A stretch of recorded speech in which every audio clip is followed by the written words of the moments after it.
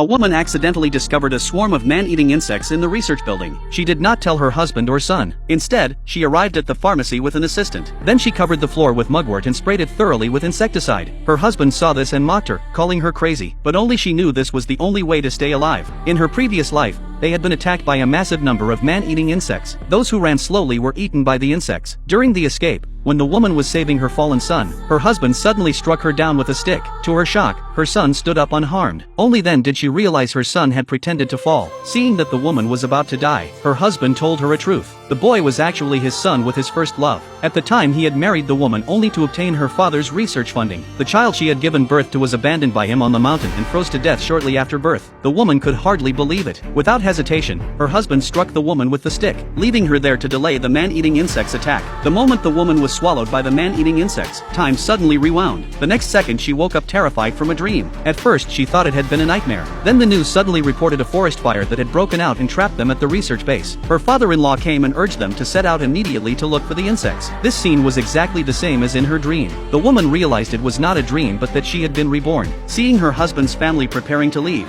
although she wanted them to die sooner, she still needed to use them to move the trees blocking the road. Otherwise she alone could not escape. Therefore she told them there were man-eating insects here. After hearing this, several people immediately laughed and called her crazy. The woman pointed at the clothes on the ground and said that the person inside them had been eaten by the insects, but no one believed her. Her husband's family were experts in insect research. They did not believe such small insects could eat a person. At that moment the base's research assistant happened to arrive to greet them. The woman warned again that there were man-eating insects here. Her husband impatiently warned her not to cause trouble. Then he led the family toward the forest. Unbeknownst to them, along the path someone had already been eaten by man-eating ants, leaving only clothes. The assistant told the woman it was normal for the forest to have insects, and assured her the base had added protective measures, and burned incense so the insects couldn't get in. He then dragged the woman upstairs to rest. As soon as she entered the room and looked at the fan in front of her, she immediately remembered that in her previous life the assistant had gone to fetch the medical kit, and had his arm cut by a fan blade that flew off, which caused him to be eaten by the man-eating insects while fleeing. She quickly grabbed the assistant, saying that this fan blade would fly off at any moment. The assistant said the director had just bought the fan and it wouldn't have any problems. At that moment the director heard the commotion and walked in. When told the blade would fly off, the assistant did not believe a newly bought fan would break, but in the next second the fan blade flew off.